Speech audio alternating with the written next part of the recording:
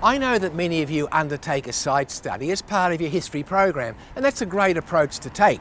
Exploring an issue or an event at the local level can help us to understand its national significance and consequences. And that's why I've come to this place, Wangaratta in the northeast of Victoria.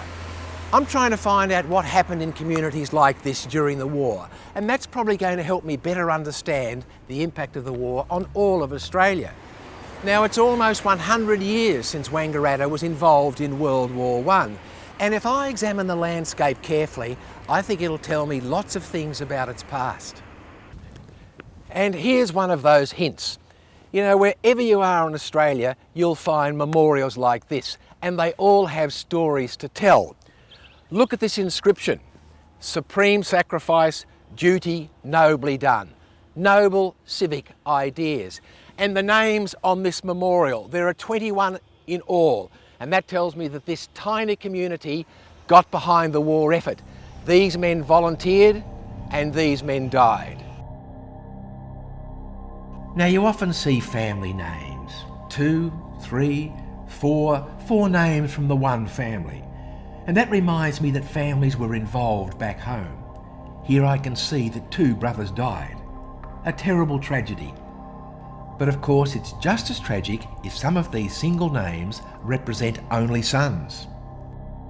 But what about these names? Not the dead, but names of those who served and returned home. Why put these names on a memorial? Because this community is telling everyone that it is proud of these men who did their patriotic duty. So every Anzac Day, on the 25th of April, communities focus on the thousands of memorials like this one across Australia and remember the war and the stories behind these names. So, memorials like this unite us, don't they? Well, consider if you were a man living in this community in 1914 to 1918 and for some reason you didn't enlist in the war effort. Perhaps you ran a farm or performed an essential wartime duty, or perhaps you just opposed the war. And there were thousands of Australian men who didn't enlist. How would you feel when this memorial was erected after the war? And how would the community have regarded you? Perhaps in some instances, these memorials divided rather than united these small communities. So, although this memorial tells me a lot about citizenship, perhaps it isn't telling me the full story about the impact of the First World War upon this community and the extent to which the community got behind the war effort. So we need to try and find some of the missing pieces. When you start looking, you find memorials to the victims of war in many places in the community. In churches, in football club rooms, in community halls.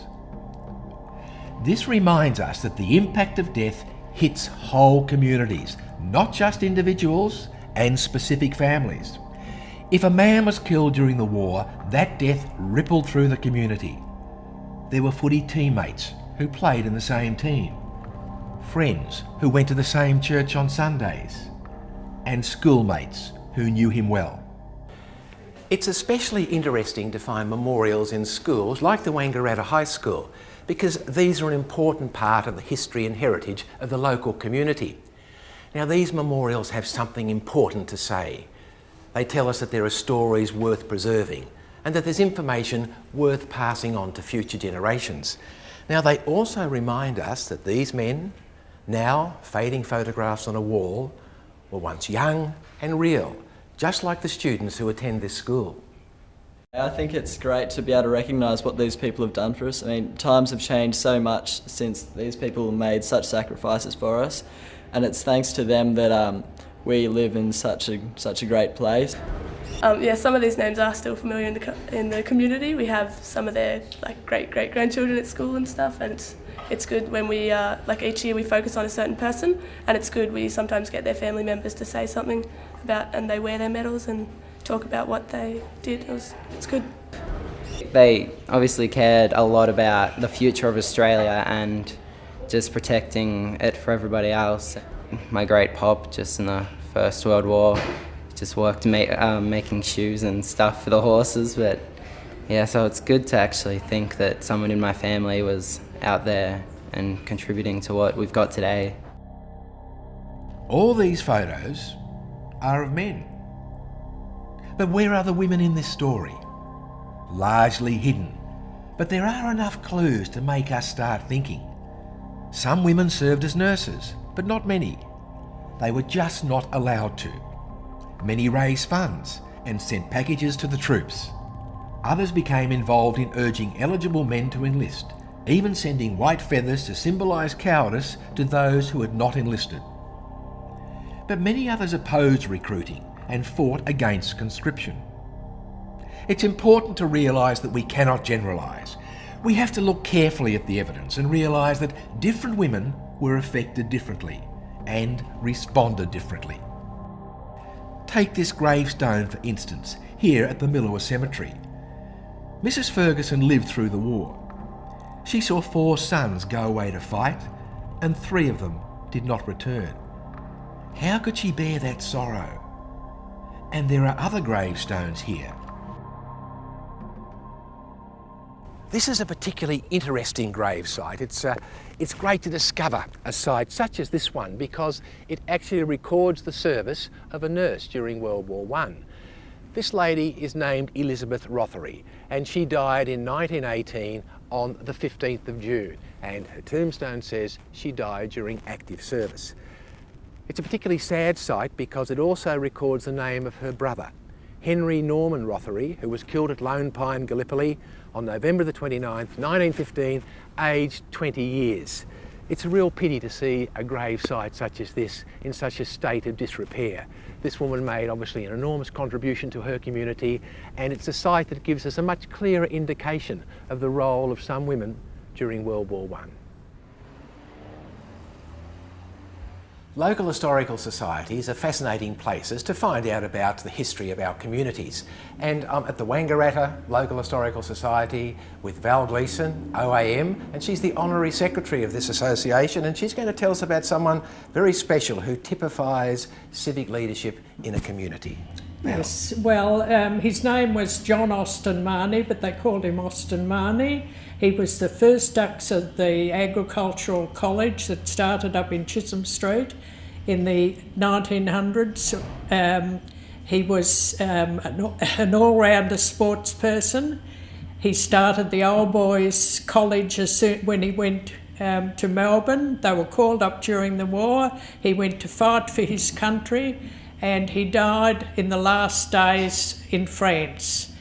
And of course I don't remember him, he died then, but I spoke to his sister a number of years ago, and she didn't remember him very well because she was only 2 years old when he left for war, but everyone spoke of him very well. He was a great student, a great human being, and lived for his country and his community. That's a typical story that you hear, and it fits the Anzac legend of bravery, sacrifice and loss. But most men survived the war and came home. What was their story? What happened to them in their society after the war? Dr. Peter Stanley can shed some light on this. Peter, how does this gravestone of Charlie Tognella help us investigate the impact of war on Australian communities? We're here in the Woden Cemetery in Canberra because Charlie Tognella is buried here. Charlie was a woodcutter from Chiltern in Victoria, and he was wounded in the First World War. A bullet smashed into his shoulder and virtually disabled his left arm. He also had an accident after he came back from the Great War, so he could barely move his head. But he went back to his trade as a woodcutter. The thing is that Charlie was marked off from the rest of the people around him by the war. He was an unskilled labourer, he was illiterate, he was unmarried, and he had a pretty crap life, to be honest. He contracted tuberculosis in the 1950s and came here to Canberra to live with his family. The thing about Charlie was that the war was the only time he ever left North Victoria until he came to Canberra.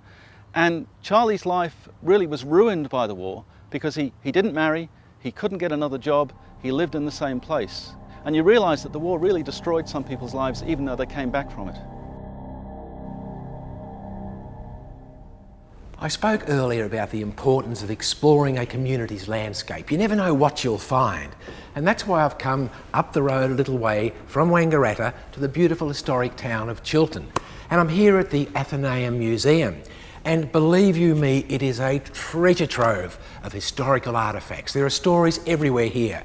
And there's a person who's going to help us understand those stories, the local historian, Mr. Rex Fuge. And I'm hoping he's going to help me understand the impact of World War I on this particular community. Now, Rex, what can you tell me about the role of women and children during World War I and perhaps the impact that the war had upon them in this community?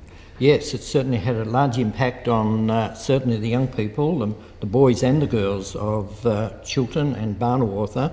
And we have here the Young Workers Patriotic Club, and it's young John Anderson, yes, a young boy of Barnawartha, who joined that, and that's his subscriptions and all about him there. And then we have also John Anderson, Young Gardeners League. So there was such a thing as that too, and he was making subscriptions to that too as well. And then of course we come to the Red Cross, the Red Cross Society, and certainly Chiltern Branch was set up here during the First World War, and it was started by the Chiltern Ladies Sewing Circle, and they were making clothes, they were making pillow slips, they were making towels and socks. They were presenting them to the boys as they left here at Chiltern. They would go to the railway station and present them with them, and then they were sending parcels over continually. And that must have helped to bind the community together, to feel that they were doing something positive for the war effort? Yes, it very much was. It very much was. And a lot of those sewing circles were held right here in this town hall here, in this building. Well, I said I would interrogate this community, and I think it's told me a lot. The town is saying to me, you know some things about how I reacted during the war. I have put some evidence on display, but there are other things that remain hidden from you. Things like, what will happen when somebody wants eligible men to enlist, but somebody else in the community wants them to keep working the farms? What will happen when a wounded soldier returns and finds his girlfriend has dumped him for a healthy young man who did not even volunteer? And what happens when the wounded man, or the family of one of these dead men listed on the memorial, see others who survived, or perhaps did not even fight, prospering in the town? How will women respond to the pressures of war? And will the community turn on its German inhabitants, or will it embrace them? It all remains a mystery, until you start gathering evidence to explore all of the elements involved. Was this community united? Or was it divided? At war with itself? Well, that's something we want you to discover as part of your own History Mysteries site study. Good luck.